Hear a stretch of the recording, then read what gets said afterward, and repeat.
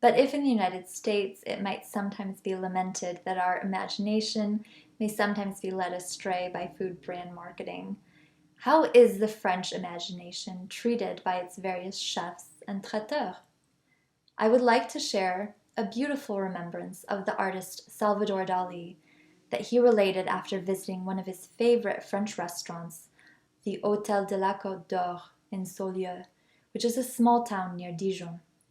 As an aside, I should mention the chef, Dali's friend Dumas, carried 3 Michelin stars for 30 years at this restaurant. One evening at Saulieu, Monsieur Dumas said to me, "See that veil of mist halfway up the poplar hedge? Above the foliage, the sky is clear and the stars are out. At the foot of the trees, you can count the truffles. Prepare yourself. It's on such evenings, when the fog floats at this exact height, that I can succeed at the pâté en croûte I'm going to make for you." I sat down at the table, contemplating the countryside, and my gastronomic pleasure was extreme. That same pâté, without his speech, I had gulped down distractedly. I have to be told that a dish is exceptional for my taste buds to quiver.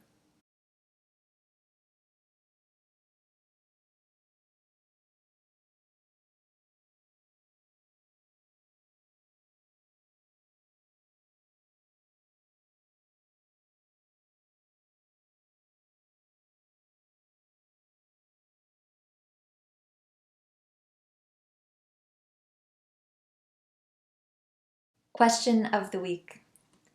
The lawyer and epicure Jean Brillat-Savarin, the man who, along with fellow lawyer Grimaud de la Reynière, founded the literary genre of the gastronomic essay, once wrote, "Only a man of the mind knows how to eat.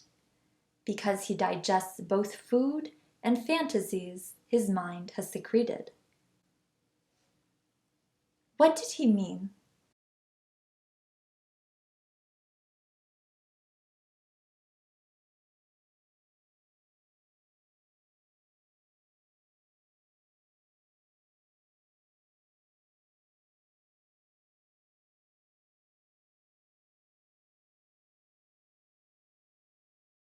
If you are interested in learning more about Brillat-Savarin, the Epicurean essayist par excellence who famously said, "Tell me what you eat, and I will tell you who you are," I would heartily recommend his magnum opus, The Physiology of Taste, which has not been out of print since its publication in 1825. Mary Fisher, the founder of the Napa Valley Wine Library, did a beautiful translation of Brillat-Savarin's book into English. It is one of those rare translations that can stand on its own because Fisher was more than just a food writer. She practiced the art of fine literature. And in fact, W. H. Auden said of Fisher, "I do not know of anyone in the United States who writes better prose." So if you can't quite get through the French, rest assured that the English version will not leave you disappointed. Now, as promised, my no-fall recipe for the cheese soufflé. This soufflé au fromage, or cheese soufflé, is the most common type of soufflé served in France, and the cheese used is usually Gruyère or Emmental. However, a stronger blue cheese, like a beautiful Stilton, will lend a wonderfully distinctive taste. And you might even experiment with different cheese combinations such as Comté and Roquefort, etc. A couple of pointers beforehand. In France, the finished soufflé is typically dry and firm around the outside edges, but a bit creamy in the middle. So if you prefer a drier center in the more American style, you can just leave the soufflé in a couple minutes longer. Also, this soufflé recipe is very basic, so it can be spruced up with ingredients such as lardons, mushrooms, salmon, spinach, and even duck breast. But keep in mind that these ingredients will add weight to your soufflé, so depending on how much you add, it might be advisable to add another egg white. In terms of serving, soufflés are typically served with a simple green salad. And the type of wine served depends on the flavors used in the soufflé, but the richness of a basic cheese soufflé goes really well with light-bodied white wines, such as a Chablis or even something sparkling like Champagne or Rosé Brut. So the ingredients for the cheese souffle, these are all in metric, so you might have to convert a little. 50 grams of unsalted butter, and I would advocate trying to find a good French butter. The difference is the United States butter is required to be 80% fat, and in France it's required to be 82% butter fat, but it usually is quite higher than that.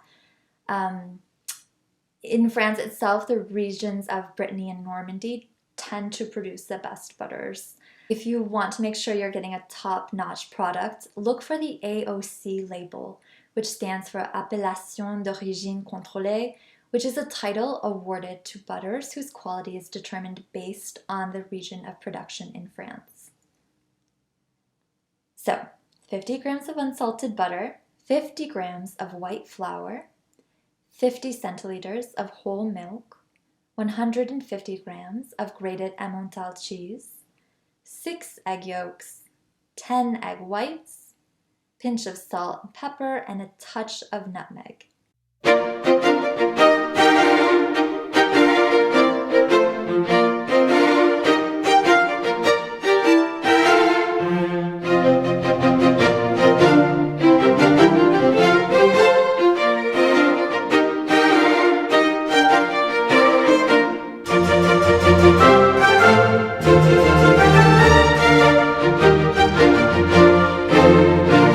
The one step you can do ahead is to get your ramekins ready.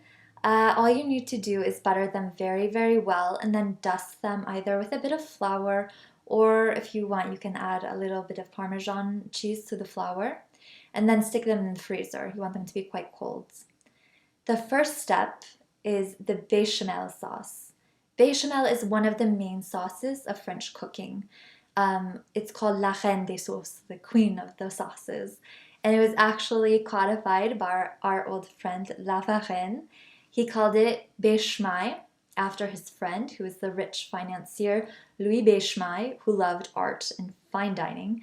And he actually became so rich he was able to purchase a marquisate, thus ennobling himself, and eventually even married the cousin of Colbert, Louis XIV's finance minister. Anyway, Bechamel eventually became Bechamel, and this is how you make it for our soufflé. In a saucepan, melt the butter.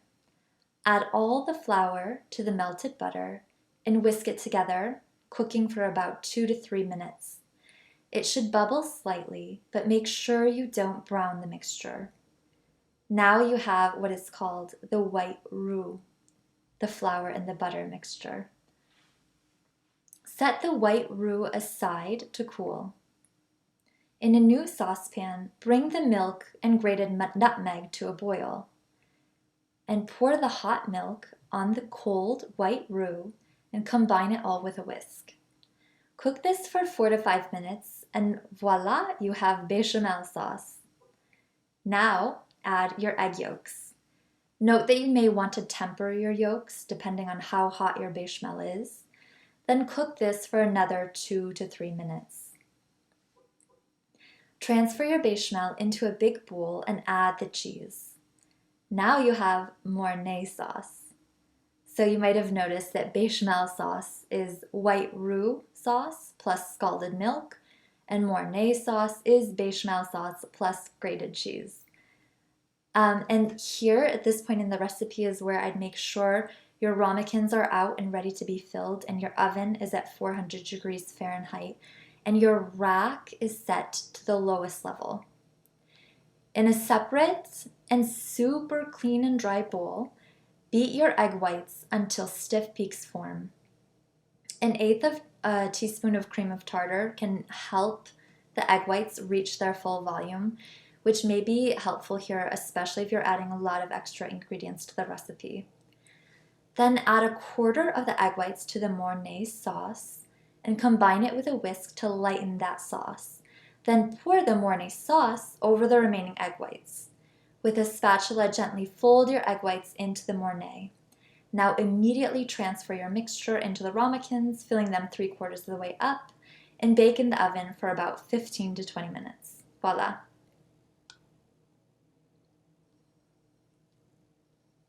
Voilà.